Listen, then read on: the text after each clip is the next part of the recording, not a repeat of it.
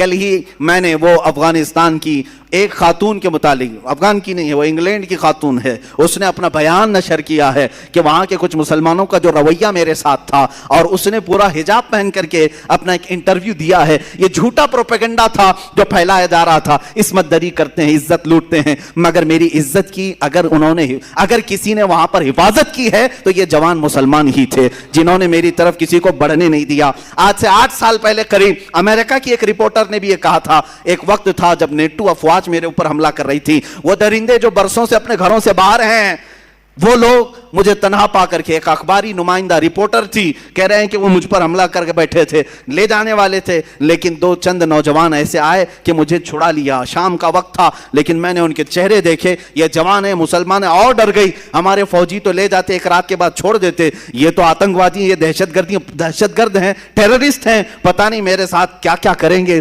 لیکن وہ خاتون کہتی ہے رات کا وقت ہوا، کمرے میں ایک جگہ انہوں نے مجھے رکھ دیا تھا، رات کے وقت تھوڑا سا دروازہ کھلا اور کھانے کا برتن میرے اندر آیا، میں نے کھانا کھایا، میرے کپڑے کچھ جگہ سے پھٹے ہوئے تھے، جھاڑیاں لگ کر کے. وہ کہتی ہے کہ رات کے وقت ایک جوڑا کپڑا بھی آیا، دوسرے دن ناشتہ بھی آیا، کھانا بھی آیا. 2 دن کے بعد ہمارے ملک کی ایمبیسی کے افراد آئے اور دروازہ کھول کر کے مجھے لے گئے. اور اس کے بعد وہاں ایمبیسی میں جانے کے بعد اس خاتون سے ایمبیسی کے افراد نے کہا، یہ جو 2 نوجوان ہیں جو تجھے کھانا دے رہے ہیں، جو تجھے کپڑے دیے ہیں، انہوں نے آ کر کے ہمیں اطلاع دی کہ تجھے تیرے ملک تک حفاظت سے پہنچایا جائے.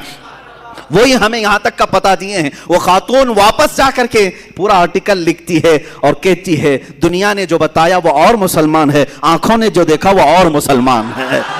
نوجوانوں، آج بھی تم اخلاق مصطفیٰ سے لوگوں کو قائل کر سکتے ہو، ان کو اپنا گرویدہ بنا سکتے ہو. صدیق اکبر کے زمانے میں وہ یہودی عورت جس نے خط لکھ کر کے امیر المومنین سے کہا تھا میں مدینے میں رہنا نہیں چاہتی، میں یمن جانا چاہتی ہوں، میرے گھر والے رشتہ دار سب وہاں ہیں، خلیفہ اول صدیق اکبر نے 2 جوانوں کو اس عورت کے ساتھ کر دیا، لے جاؤ اسے یمن تک چھوڑاؤ. اس کو اونٹنی پر بٹھایا، وہ 2 جوان لے کر کے نکلتے تھے. وہ خاتون کہتی ہے جگہ جگہ چوکیاں آتی تھی، چیکنگ پوائنٹ آتے تھے، لوگ پوچھتے تھے کہاں سے آ رہے ہو، کہاں جا رہے ہو. یہ 2 جوان جواب دیتے خلیفہ اسلام صدیق اکبر کی مہمان ہیں، ملک یمن جا رہی ہیں. تو فوراً چوکی کھول دی جاتی، کوئی اونٹ کے اوپر نظر تک نہیں اٹھاتا تھا.